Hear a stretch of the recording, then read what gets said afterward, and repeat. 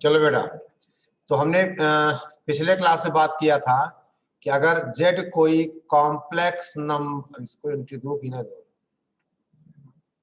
हर्ष, अगर z कोई complex number है तो उसकी मॉडुलस का बेटा क्या मतलब होता है, ठीक है ना। और मॉडुलस यानी मॉड z की क्या क्या प्रॉपर्टीज थी, ठीक है ना, ये हमने डिस्कस किया था, ठीक है। चलो अब देखो बेटा, देखिए ध्यान दो।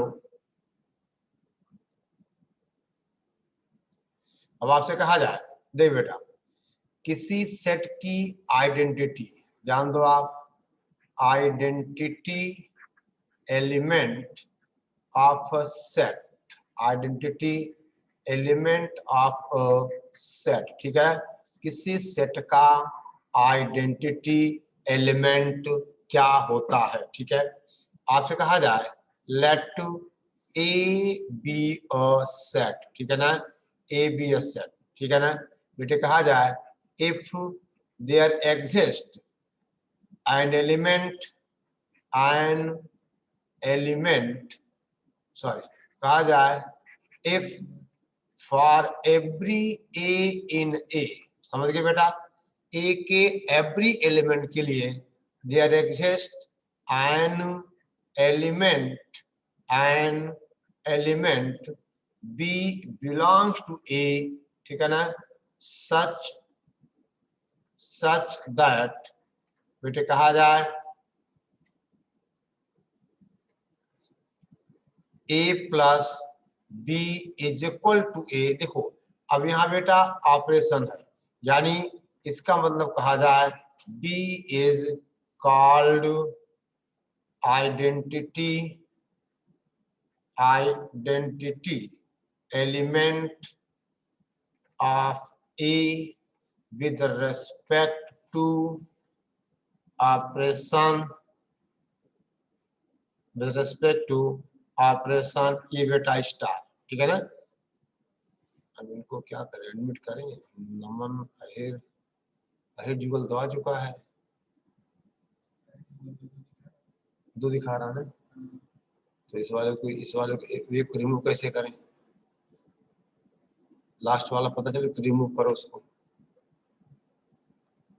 अहिर जुगल दो दिख रहा है ना, ये वाला है, इसको रिमूव कैसे करें बता, अहिर जुगल एक ही है, चलो ठीक है। अब देख बेटा, तो किसी सेट का आइडेंटिटी एलिमेंट क्या होता है, तो आपसे कहा जाए अगर ए कोई सेट हो, ठीक है ना, और फॉर एवरी ए इन ए के एवरी एलिमेंट के लिए एक एलिमेंट बी ऐसा हो ए स्टार बी क्या आ जाए, ए ही आ जाए, तो आप बी को कहते हो ए का identity element with respect to operation star, ठीक है ना, ठीक है बेटा, with respect to operation star, ठीक है।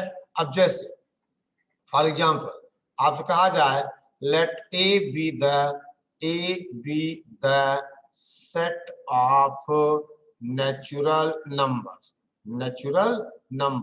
ठीक है ना। अब बेटे कहा जाए, अब फॉर, देखिए फॉर एवरी ए इन ए, अब ऐसा उसको एन मान लो, N be the set of natural number, for every A belongs to N, अरे बेटा ए में क्या ऐड करोगे तो आपको ए मिलेगा, जीरो ऐड करना पड़ेगा, बट आपसे कहा जाए ये जीरो ऐड करोगे, लेकिन जीरो नेचुरल नंबर होता नहीं है, इसका मतलब set of natural numbers n has no identity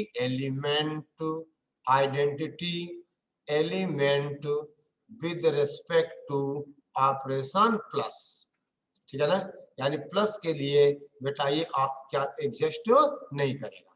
देखिए आप समझो बात को, अगर ए कोई सेट हो और ए के एवरी एलिमेंट के लिए सेट ए में ही एक एलिमेंट ऐसा हो A star B equal to A हो जाए, तो आप कहते हो कि बेटा B is called identity element of the set A, ठीक है ना, identity element of the set A with respect to, आपसे कहा जाए एडिशन हर्ष की। अब तो बेटा आप एंट्री नहीं मिलेगी, ठीक है ना,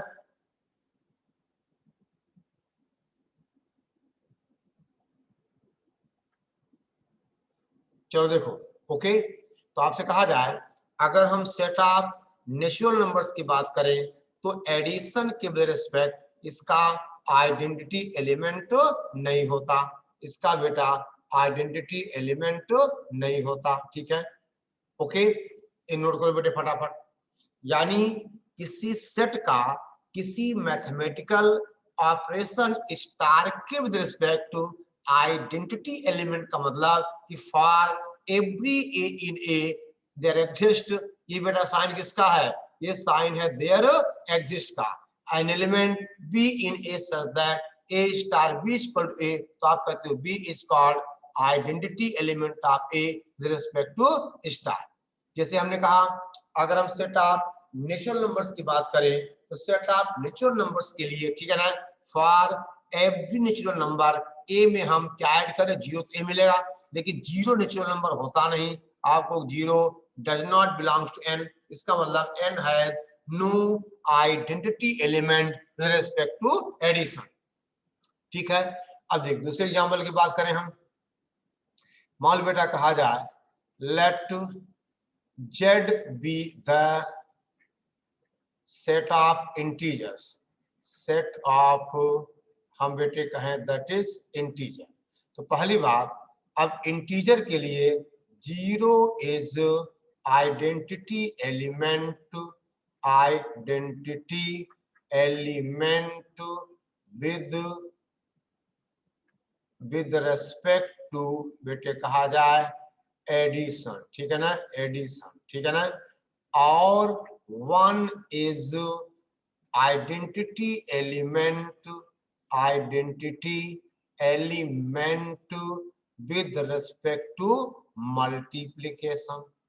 ऐसा क्यों बेटा, ऐसा इसलिए, यहां देखो for every A belongs to Z, A plus zero क्या होगा बेटा, ए ही आएगा।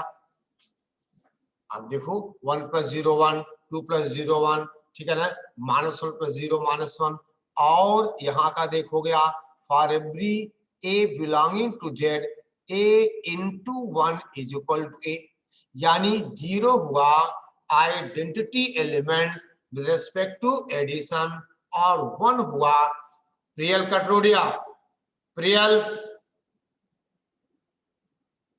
बेटे ऐसे लपाड़ा मारूंगा ना मैं, भूत की फोटो लगाता है, डराता है मुझे। देखो a into 1 equal to A, तो आप कहोगे बेटा 1 is identity element with respect to multiplication, और 0 होगा identity element with respect to multiplication, समझ गए। अब देखो बेटा, अब कहा जाए कि इनवर्स ऑफ एन, हम आप इनवर्स ऑफ एन एलिमेंट, ठीक है बेटा, इनवर्स ऑफ एन एलिमेंट, ठीक है। देखो ध्यान दो,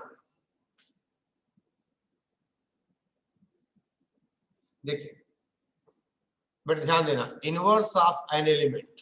अब आपसे कहा जाए अगर बेटे हम बात करें एडेटिव इनवर्स की, समझ लेना आप, तो एडेटिव इनवर्स का मतलब देखिए फॉर एवरी ए इन ए, ठीक है बेटा, A star B is equal to identity element of the set, जहां ई क्या है, E is identity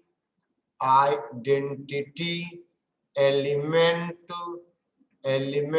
of set, तो आप कहोगे बी इज, ठीक है बेटा।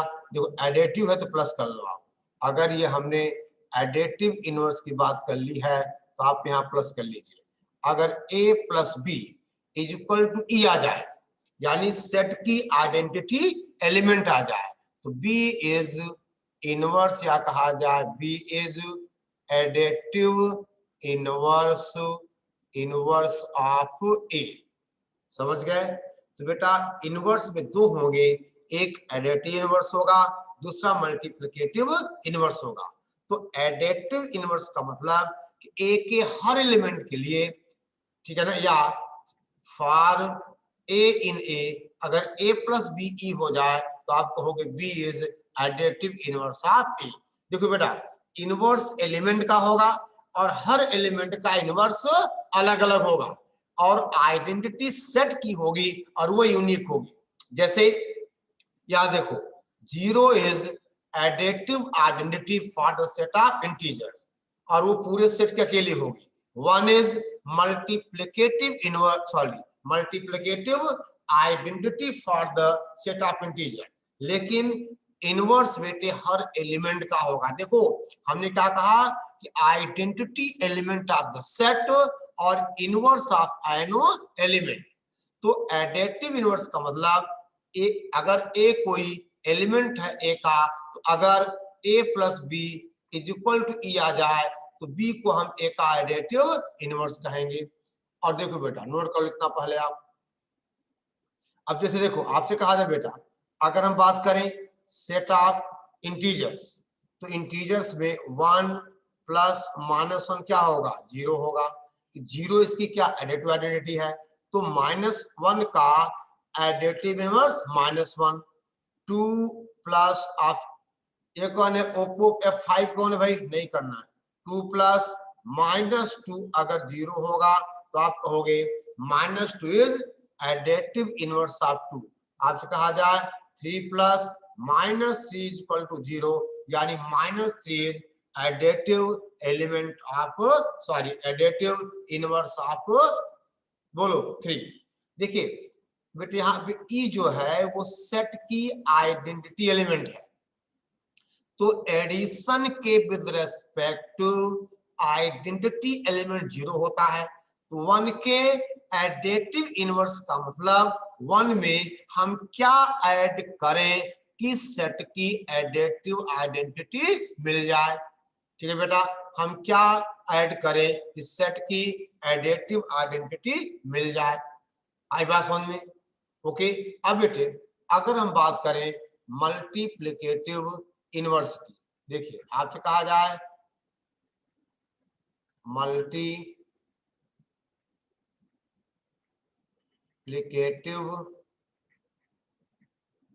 इनवर्स, तो देखो बेटा मल्टीप्लिकेटिव इनवर्स का मतलब फॉर ए बिलोंग टू ए। बेटा ए में हम क्या मल्टीप्लाई, अगर ए में मल्टीप्लाई बी को करें तो ई मिल जाए। अब ई क्या है बेटा, ई यहाँ पे है मल्टीप्लिकेटिव आइडेंटिटी, ई है मल्टीप्लिकेटिव, ठीक है ना, आइडेंटिटी, ठीक है ना, ये है बेटा मल्टीप्लिकेटिव आइडेंटिटी। यानी समझ गए? तो देखिए ए में हम क्या मल्टीप्लाई करें कि सेट की मल्टीप्लिकेटिव आइडेंटिटी मिल जाए। ए में हम क्या ऐड करें कि सेट की एडिटिव आइडेंटिटी मिल जाए। तो यहां जो ऐड करोगे वो बी होगा ए का एडिटिव इनवर्स, और यहां अगर ए में बी मल्टीप्लाई करने पर ई मिलता है। अब बेटे ई यहाँ पे क्या है, ई है मल्टीप्लिकेटिव आइडेंटिटी, यहाँ ई क्या है एडिटिव आइडेंटिटी। तो आप क्या कहोगे, बी का मल्टीप्लिकेटिव इनवर्स क्या है, ए है। जैसे देखो बेटे हम आपसे कहें अगर कहा जाए सेट ऑफ इंटीजर्स की बात करें, तो सेट ऑफ इंटीजर्स में मान लो 2 लिया जाए। अब इसका मल्टीप्लिकेटिव आइडेंटिटी क्या 2 होती है, 1 होती है। तो 2 में हम क्या मल्टीप्लाई करें कि 1 मिल जाए, 1/2। देखिए 1/2 does not belong to integers, यानी इंटीजर्स के लिए मल्टीप्लिकेटिव इनवर्स एग्जिस्ट नहीं करता। भाई देखो 3 एक इंटीजर है, बोल बेटा 3 एक इंटीजर है, 3 में हम क्या मल्टीप्लाई करें कि 1 मिल जाए, क्योंकि 1 होती है मल्टीप्लिकेटिव आइडेंटिटी। ठीक है बेटा, तो हम 3 में क्या मल्टीप्लाई करें 1 मिल जाए, आपको 1/3। 1/3 यहाँ बेटा होता नहीं, यानी इंटीजर्स में किसी एलिमेंट का मल्टीप्लिकेटिव इनवर्स एग्जिस्ट नहीं करता। यानी बेटे फॉर इंटीजर्स हम आपसे कहें नो मल्टीप्लिकेटिव नो मल्टीप्लिकेटिव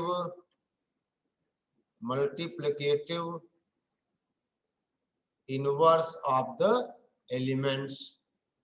समझ गए? चलो अब देख बेटा, अब हम बात करें, आपसे कहा जाए note.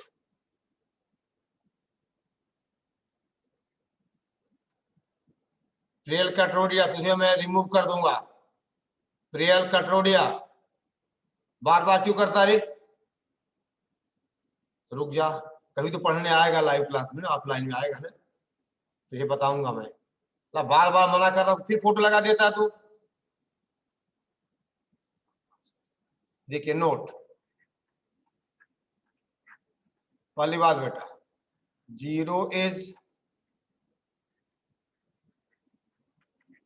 Additive identity for the set of complex numbers. क्यों बेटा ऐसा क्यों होता है? क्योंकि for every Z belongs to set of complex number Z plus 0 क्या होगा? बोलो जेड होगा। बोलो, यही बात है ना।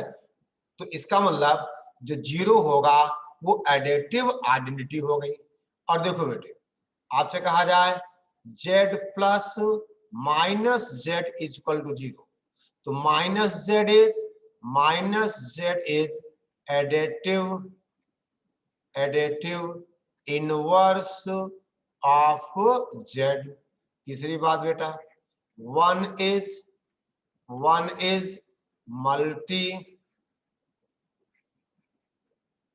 Multiplicative identity for the set of complex numbers. क्यों? क्योंकि for every Z belongs to set of complex number Z into 1 is equal to Z. तो इसका मतलब बेटा, इसका मतलब चौथी बात है, यहां लिख लो कि बेटे 1 अपॉन जेड इज मल्टीप्लिकेटिव, ठीक है ना, inverse, multiplicative inverse of Z. ये नोट करिए। ये बेटा चारों पॉइंट आप नोट कर लिए कि कॉम्प्लेक्स नंबर्स के लिए एडिटिव आइडेंटिटी होता है और जेड का एडिटिव इनवर्स माइनस जेड होगा। 1 is multiplicative identity for the set of complex numbers, ठीक है ना। यानी बेटा 1 upon Z is multiplicative inverse of Z, ठीक है ना। तो अब अगर बेटे हम कुछ सवाल करें, आपसे कहा जाए, देखिए ये चारों डेफिनेशन बेटा ये काम आएंगी। यानी किसी भी सेट का किसी मैथमेटिकल ऑपरेशन के with respect to identity element क्या होता है और उस ऑपरेशन के विद रिस्पेक्ट सेट के एलिमेंट्स का इनवर्स क्या होता है, ठीक है ना। तो अब हमारा कंसर्न होगा कॉम्प्लेक्स नंबर्स के लिए। तो कॉम्प्लेक्स नंबर जेड का मल्टीप्लिकेटिव इनवर्स क्या होगा? 1 अपॉन जेड। समझ गए बेटा? क्यों? क्योंकि जेड को अगर हम 1 अपॉन जेड से मल्टीप्लाई करेंगे तभी हमें इसकी मल्टीप्लिकेटिव आइडेंटिटी मिलेगी। तो किसी सेट के लिए किसी एलिमेंट का inverse with respect to any operation का मतलब हुआ उसमें हम क्या मल्टीप्लाई करें उस सेट की वो आइडेंटिटी एलिमेंट मिल जाए, ठीक है। तो बेटा हम एक नोट लिख लिया आपने, यानी 1 अपॉन जेड होगा कॉम्प्लेक्स नंबर जेड का मल्टीप्लिकेटिव इनवर्स, ठीक है। कॉम्प्लेक्स नंबर जेड का मल्टीप्लिकेटिव इनवर्स बेटे होगा 1 अपॉन जेड। हमने यहाँ पे लिखा हुआ है 1 upon Z is multiplicative inverse of the complex number Z, ठीक है ना। 1 upon Z is multiplicative inverse of the complex number Z, ठीक है। चलो आप देखो बेटा, अब आपसे कहा जाए let z is equal to x plus iota Y. Now Z inverse का मतलब 1/z। यहाँ बेटा मल्टीप्लिकेटिव इनवर्स की हम बात कर रहे हैं, मल्टीप्लिकेटिव इनवर्स की बात कर रहे हैं। That is 1/x minus iota Y. That is बेटा क्या करते हो आप, विवेक बस होया नहीं, कोई एंट्री नहीं बेटे। So this is equal to x plus iota Y upon x minus iota Y into आपसे कहा जाए x plus iota Y. That is क्या हो जाएगा, x plus iota Y upon X square plus Y square. This is x upon under root X square plus Y square plus iota times बेटा y upon X square plus Y square. ये हो गया z का multiplicative inverse. ठीक है, अगर z equal to बेटा x plus iota Y है तो z इनवर्स होगा, ठीक है ना, x अपॉन अंडर रूट। देखो यहाँ पर इनवर्स का मतलब बेटा क्या है, ये मल्टीप्लिकेटिव इनवर्स है। मल्टीप्लिकेटिव क्या है, ये इनवर्स है। ठीक है बेटा, तो ऐसे सवाल मिल जाते हैं कि आप किसी कॉम्प्लेक्स नंबर का मल्टीप्लिकेटिव इनवर्स निकालो। तो मल्टीप्लिकेटिव इनवर्स क्या होगा, 1/z होगा। ठीक है बेटा, यानी आपसे कहा जाए 1/z होगा मल्टीप्लिकेटिव इनवर्स ऑफ z। ठीक है, ओके। चल बेटा, हम एक रुद्र भैया, क्या है बेटे रुद्र बता, मैसेज कर।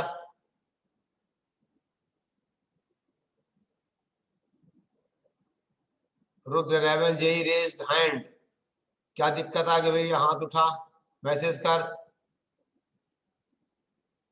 रुद्र कहाँ है तू, कैमरा ऑन तेरा है कहाँ तू।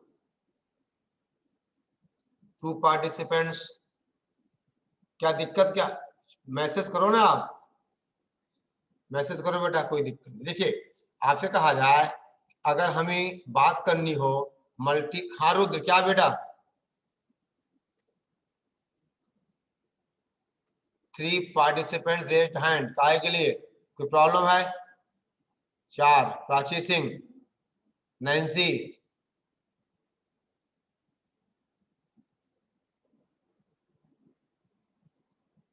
चलो कोई बात नहीं, फिर बात करते हैं हम।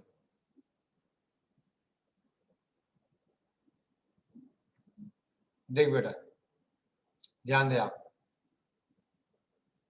अभी सब दिक्कत खत्म हो जाएगा। अब क्वेश्चन है जो कि बेटा find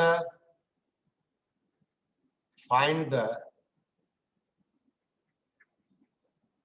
multiplicative inverse of z is equal to, यह बेटा दैट इज 6 प्लस 5 आयोटा का होल स्क्वायर। इसका हमें मल्टीप्लिकेटिव इनवर्स चाहिए। तो अब क्या करोगे, पहले इसको आप x प्लस आयोटा वाई के फॉर्म में लिखो। कितना आगे बेटा, ये 36 plus 25 into iota square plus कितना 6 दूना 60 आयोटा। कितना हुआ बेटा, ये 36 माइनस कितना 25 प्लस कितना 30 आयोटा, दैट इज 36 कितना बेटा 11 प्लस 30 आयोटा। ये कॉम्प्लेक्स नंबर हो गया। अगर हम 6 प्लस 5 आयोटा बेटा मल्टीप्लाई करें, ये आ जाएगा। अब आपसे कहा जाए कि देखो बेटे, हम आपसे कहें नाउ जेड इनवर्स यानी multiplicative inverse equal to 1/z। ठीक है ना, या आप डायरेक्ट फार्मूला इसको क्या लिखा था formula, x upon X square plus Y square plus iota. ठीक है ना, यानी iota y upon X square plus Y square. ठीक है ना, अब देखिए कितना बेटे हुआ 1/11 प्लस 30 आयोटा, दैट इज बेटे कितना 11 minus this is 30 iota upon ये बेटे 11 ठीक है ना, प्लस आपसे कहा जाए 30 आयोटा इंटू 11 माइनस 30 आयोटा। समझ गए बात को? यानी बेटा दिस इज 11 को मैं समझ गया, यानी बेटा यहाँ पे माइनस आएगा 11 माइनस 30 आयोटा अपॉन ये कितना आएगा 11 स्क्वायर प्लस कितना बोलो बेटा 30 स्क्वायर, और 11 स्क्वायर प्लस 30 स्क्वायर बेटे कितना हो जाएगा, दैट इज, ठीक है ना, ओके।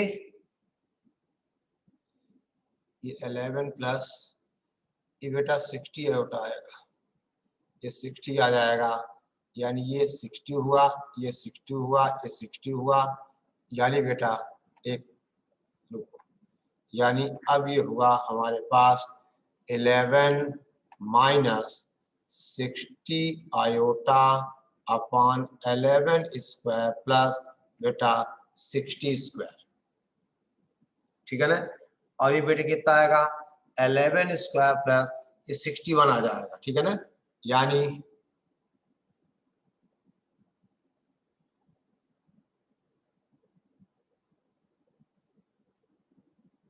एक सेकेंड बेटा,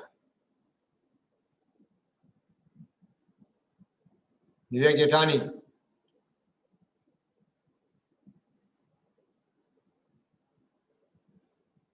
चलो कोई बात नहीं, कोई बात नहीं,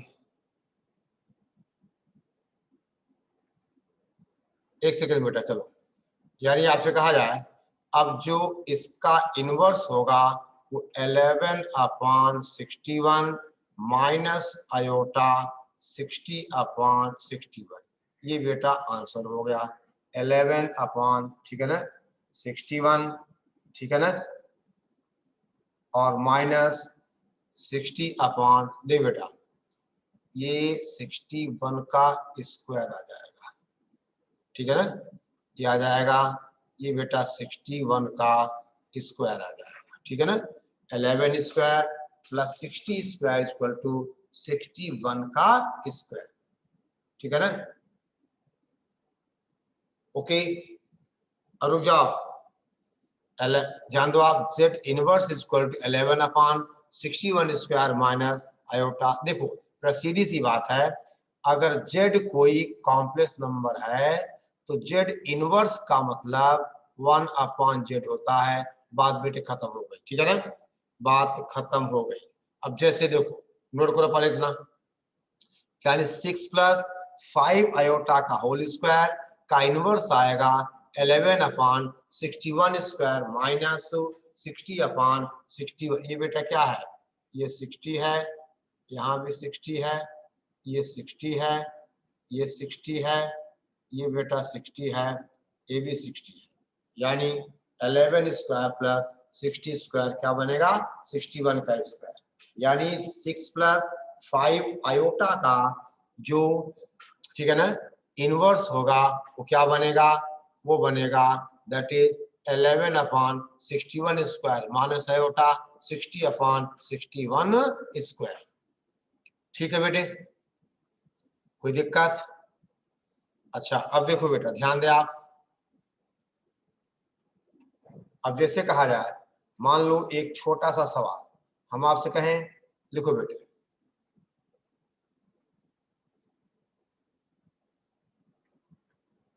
क्वेश्चन है find the, write down multiplicative